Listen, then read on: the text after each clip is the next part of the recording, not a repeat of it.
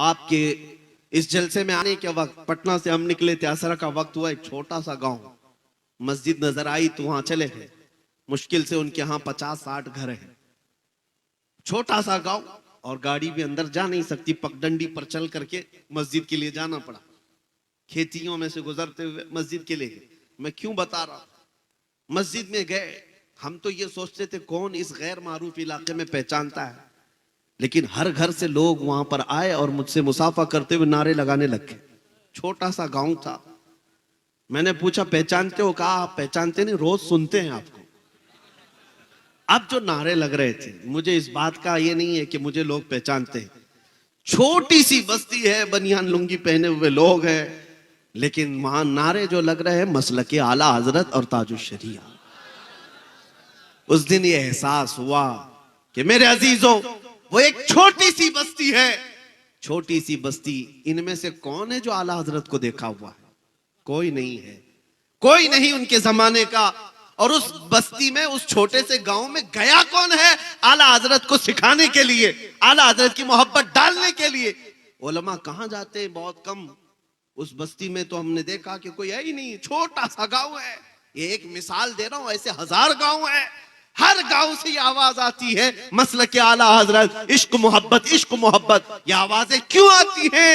जानते हो, यही मेरा जुमला याद रख लो, उनकी बात करो, हर दिल पे राज करो। आला हजरत अपने घर का कसीदा नहीं पढ़ते थे, अपने बाप दादाओं की तारीफ नहीं करते। जिंदगी में जब कलम उठाया है, मेरे मुस्तफा की शान बयान की है। करो मदह अहले दुवल रजा, पड़े इस बला में मेरी बला। मैं गदा हूं अपने करीम का, मेरा दीन पारे ना नहीं। उस आला हजरत ने जब कलम उठाया था, बारगाह मुस्तफा में यूं कहा था, सरवर कहूं कि मालिक व मौला कहूं तुझे, बागे खलील का गुले ज़ैबा कहूं तुझे, तेरे तो वस ऐबे तनाही से हैं बरी, हैरा हूं मेरे शाह मैं क्या क्या कहूं तुझे। अहमद रजा ने जब हुजूर पाक की शान में इतनी बातें अर्ज की, तो हकीकत बात यह है, अल्लाह करीम फिर तारीफ करने वालों के न नाम को मरने देता है, न कलाम को मरने देता है। आज उनका नाम भी जिंदा है और कलाम भी जिंदा है। 100 साल हो गए, मजमू में आज भी आला हजरत को पढ़ा जाता है कि नहीं पढ़ा जाता? और मैं समझता हूं आला हजरत की नातें, जुमले अगरचे उर्दू के सख्त हैं, आसान उर्दू में पढ़ी जाने वाली नज़में एक जगह, सख्त उर्दू में पढ़ी जाने वाली आला हजरत की नातें पढ़ो, दिल झूम जाता। अवाम भी अवाम है, ये भी आला हजरत की नातों में वजद करती है। क्यों? इसलिए कि इश्क में बोली हुई बात है। अब मैं आपको बताऊं, जालिम जिस कदर भी जुल्म कर ले और किसी का कत्ल कर ले, और वो ये समझ ले कि इस तरह से खत्म कर देंगे हम इस्लाम को, ये नामुमकिन सी बात है। मैं आज से कई साल पहले कहा था, जैसे न्यूजीलैंड में एक बार मस्जिद में घुस करके एक सन की आदमी, जिसके दिलो दिमाग पर सिर्फ इस्लाम की दुश्मनी बैठाई गई थी, बंदूक से मार करके 50 लोगों का कत्ल कर दिया। और उसने ये कहा था कि मुझे ये अहद किया हुआ हूं, या मुझे ये लगता है कि मैं इस्लाम को पूरी दुनिया से खत्म कर दूंगा। गया, जेल में बैठा रहा। ऐसे ही यहां भी बहुत सारे कुत्ते बैठे हुए, गुफे में बैठ करके भौंकते हैं कि इस्लाम का विनाश कर देंगे, धर्म संसद करके अपनी लोमड़ियों के बीच में, बाकी बाहर आने की हिम्मत नहीं। इस्लाम का विनाश कर देंगे, खत्म कर देंगे, इस धरती से मिटा देंगे। हम उनको हमेशा यही कहते हैं। एक न्यूज रिपोर्टर हमारे पास इंटरव्यू लेने आए थे, वो कह रहे थे कि फलां साधु जी, फलां पंडित जी, फलां पाखंडी जी, जो भी है, ये कहते हैं कि इस्लाम का विनाश कर देंगे। हम कहते हैं उनसे, जाइए वो बाबा से कह दे पहले अपने बदन की खुजली मिटा ले, वो उससे नहीं मिट सकती। इस्लाम तो बहुत अजीम बात है। समंदर का पानी ना नापा जा सकता है, ना खत्म किया जा सकता है। समंदर तो समंदर है, आसमान को तुम नीचे ला सकते हो, जमीन को ऊपर कर सकते हो, लेकिन इस इस्लाम को कभी नहीं मिटा सकते। ये अल्लाह रब्बुल इज्जत के हिफ्ज़ व अमान में है, ये दीन अल्लाह रब्बुल इज्जत के हिफ्ज़ व अमान में है। अब मैं आपसे यही कह रहा हूं, जो दीन तुम्हारा महफूज है, जो तुम्हारा कुरान महफूज है, बस बात इतनी है कि तुम पूरे मुसलमान बन जाओ, तुम हुजूर पाक सल्लल्लाहु तआला अलैहि वसल्लम के वफादार बन जाओ। हर घड़ी तुम्हारे साथ निस्बत मुस्तफा होना चाहिए, हर घड़ी तुम्हारे साथ अजमत मुस्तफा का पासो लिहाज होना चाहिए। इसलिए मेरे अजीजों, जब तक तुम्हारे अंदर ये इनकलाब नहीं आए, एक मिसाल देकर के मैं आपको बताता हूं। आज दुनिया तुम्हें शराब पीते हुए देखकर ये नहीं कहती अब्दुल्ला का बेटा शराब पी रहा है।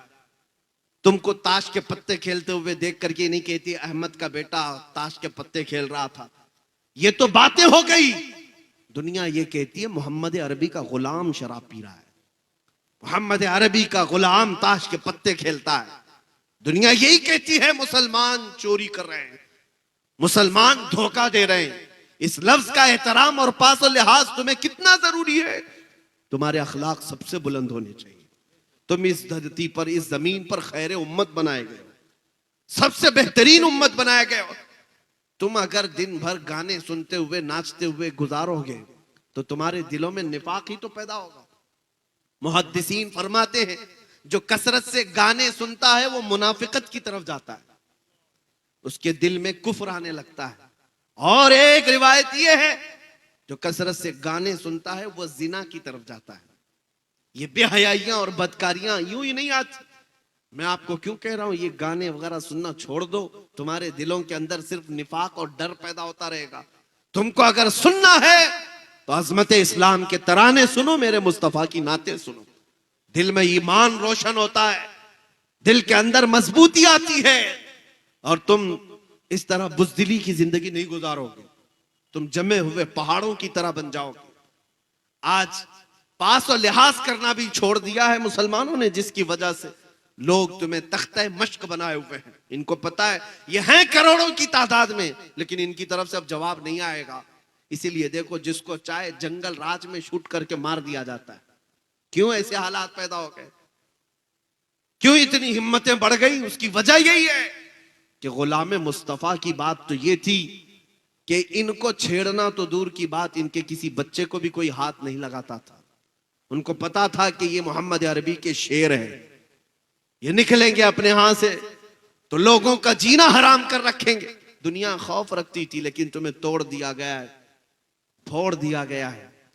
चाहे जितने भी हालात बुरे हों, लेकिन मैं एक बात आपके सामने फिर से कह रहा हूं, तुम्हारे साथ सब कुछ हो गया हो, जुल्म हो गया हो, सब कुछ खो गया हो, सब कुछ छिन गया हो, लेकिन सीने में मोहब्बत मुस्तफा का सौदा कभी मत करना। ये एक दौलत अपने साथ रखो। अपने बच्चों को भी इतना पिलाओ, इतना पिलाओ कि बच्चों से, औरतों से भी मैं कहूंगा, माओ से भी, कि बच्चों को दूध पिलाओ तो ये कह करके नहीं कि बेटा तू बड़ा होगा मुझे ये कमा कर देगा, वो कमा कर देगा। माएं बचपन में बच्चों को ये तरबियत दे कि बेटा मैंने तुझे अजमत मुस्तफा के लिए पाला है, और फिर देखना कि वो तुम्हारी भी कितनी अजमत का एहतराम करता है। जिसको तुमने अल्लाह उसके रसूल की मोहब्बत में पाला वो तुम्हारी अजमत और एहतराम का भी पासो लिहाज रखता है।